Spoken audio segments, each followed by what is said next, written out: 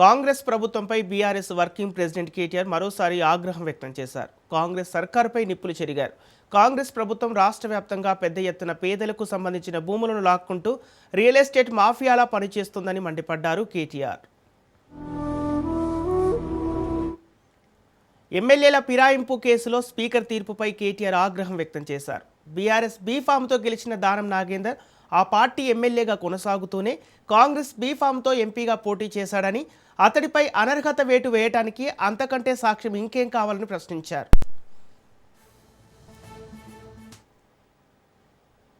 వచ్చిన నాటి నుంచి నేటి వరకు విధ్వంసం, వినాశం, ఇది తప్ప వినాశనం తప్ప ఇంకో మాట లేదు. నిర్మాణం గురించి ప్రస్తావన లేదు.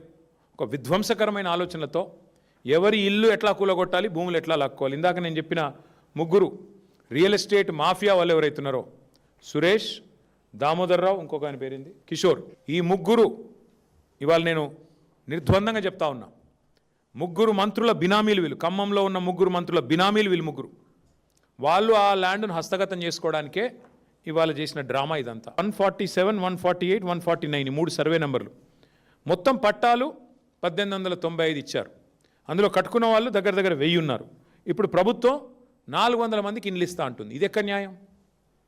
కట్టుకున్న వాళ్ళు 1000 మంది ఉంటే నువ్వు 410 అంటే ఏందన్నట్టు? ఇది బ్రిటిష్ వాళ్ళలాగా విభజించు పాలించనట్ట. నీకు నచ్చినోడికి ఇస్తావు, లేనోడికి ఇవ్వవా అంటే అసలు కూల్చిన ఇండ్ల సంఖ్యకి మీరు ఇచ్చే పట్టాలకి పొంతన కూడా ఉండదా? 310 పట్టాలు అంటే ఏ అర్థం పర్థం లేకుండా వీళ్ళు నిజంగా, నేను అప్పుడప్పుడు అంటా ఉంటా, ఇప్పుడు మళ్ళీ నిజమే అనిపిస్తుంది నాకు. వీళ్ళు సర్కారు నడుపుతున్నారా, సర్కస్ నడుపుతున్నారా మాకైతే అర్థం కావట్లేదు. కూలగొట్టేది మీరే, మళ్ళీ తప్పుడు లెక్కలు చెప్పేది మీరే, భూమాఫియా అని పెద్ద పెద్ద డైలాగులు కొట్టేది మీరే, మళ్ళీ ఈరోజు చూస్తే అయ్యో అని చెప్పి 4 ఖర్చుకొని మళ్ళీ పట్టాలు ఇచ్చేది మీరే. అది కూడా కొంతమందికి ఇస్తామంటే ఎట్లా అర్థం చేసుకోవాలి మిమ్మల్ని? సర్కస్ నడుపుతున్నారా, సర్కారు నడుపుతున్నారా, ఏం చేస్తున్నారు ఆలోచించండి. వాళ్ళు ఏడుస్తుంటే అక్కడ ఇల్లు కూలిపోయి లబో దిబోమని మొత్తుకుంటుంటే, ఒక అమ్మాయి అయితే కాలు ఇరిగిపోయి కుంటుకుంటూ రోడ్డు మీద పరుగులు పెడుతుంటే పెయిడ్ ఆర్టిస్టులు అంటాడు. ఇంకా సిగ్గులేదా మంత్రికి? అసలు నువ్వు మనిషివా, మృగానివా? నాకు అర్థం కాదు. నిన్ను అన్నా నీకు ఓట్లేస్తే ఖమ్మం జిల్లాలో ఇదా నువ్వు చేసే పని? నేను అందుకే అంటా ఉన్నా, ముందు ఈ ముగ్గురు మంత్రులు, ముఖ్యమంత్రి రేవంత్ రెడ్డి ఆ పేద ప్రజలకి ఎవరి ఇండ్లైతే మీరు కూలగొట్టారో, అవమానించే మాటలు మాట్లాడిన దానికి, ఇండ్లు కూలగొట్టినందుకు, గత 10 రోజులుగా వాళ్ళని రోడ్డు మీద నిలబెట్టినందుకు, ఎండకు వానకి ఇబ్బంది పెట్టినందుకు ముందు బహిరంగంగా క్షమాపణ చెప్పండి. ఏమడిగారు వాళ్ళు? మా ఇండ్లు కూలగొట్టొద్దని అడ్డం వస్తే అడ్డమైన కేసులు పెట్టారు వాళ్ళ మీద. ఫస్ట్ ఆ కేసులు విత్డ్రా చేయండి. నాకు అర్థం కాదు. పెయిడ్ ఆర్టిస్టులు అంటావా? నువ్వు పెయిడ్ ఆర్టిస్ట్వి.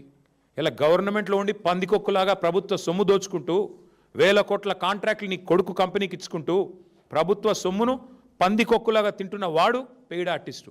పేదలు ఎందుకు అవుతారండి పెయిడ్ ఆర్టిస్ట్? ఇల్లీగల్ మైనింగ్ చేస్తున్న పందికొక్కు నువ్వు పెయిడ్ ఆర్టిస్టు.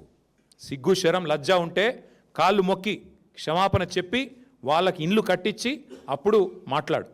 చేసిన దివాలా కోరు పని చేయడమే కాకుండా, వెనకాల రియల్ ఎస్టేట్ మాఫియాని ప్రోత్సహించడమే కాకుండా, వెధవ పని చేసి మళ్ళీ ఇంకా వెధవ మాటలు మాట్లాడుతూ ఉన్నారు. ఒక ఆయనేమో హైదరాబాద్లో ఏసీ రూమ్లో ఇక్కడ కూర్చొని డైలాగులు కొడతాడు. ఇంకొక ఆయన దుబాయ్లో ఉండి వీళ్ళంతా కూడా ల్యాండ్ మాఫియా అంటాడు. ఎవడు ల్యాండ్ మాఫియా? తీసుకొస్తారా పేపర్లు? మీ దగ్గర ఉన్నాయా పట్టాలు? ఎవరిది ల్యాండ్ మాఫియా? ఇలా మీరు ప్రభుత్వంలో ఉన్నారు కాబట్టి ఇష్టారాజ్యం అనుకుంటున్నారా? దీని మీద ఖచ్చితంగా మా ప్రభుత్వం వచ్చిన తర్వాత సమగ్ర విచారణ జరిపిస్తాం. వదిలిపెట్టం. ఏ ఆఫీసర్లు అయితే ఇక్కడ వాళ్ళను భూమాఫియా అనే విధంగా తప్పుడు పత్రాలు ఇచ్చి గందరగోళ వాతావరణం చేసి కేసులు పెట్టి ఆగమాగం చేసి వాళ్ళని 10 రోజులుగా రోడ్ల మీద తిప్పారో వాళ్ళందరికీ నేను చెప్తా ఉన్నా, ఓరిని వదిలిపెట్టం. ఖచ్చితంగా సమగ్ర విచారణ జరిపిస్తాం. న్యాయం జరిగేదాకా వదిలిపెట్టం. భోజనం పెడుతున్నామండి. భోజనం కూడా పెట్టనీయట్లేదు దౌర్భాగ్యులు. భోజనం పెడతాం, వాళ్ళు రోడ్డు మీద పడ్డారు అంబేద్కర్ భవన్లో అంటే భోజనం కూడా పెట్టనివ్వలేదు మమ్మల్ని. ఆఖరికి నిన్న మొన్న వచ్చి భోజనం పెడుతున్న కాడ కూడా నిన్న చిల్లర పనులు చేసి వాళ్ళ అనుచరుల కోసం భూమాఫియా చేస్తుంది మీరు.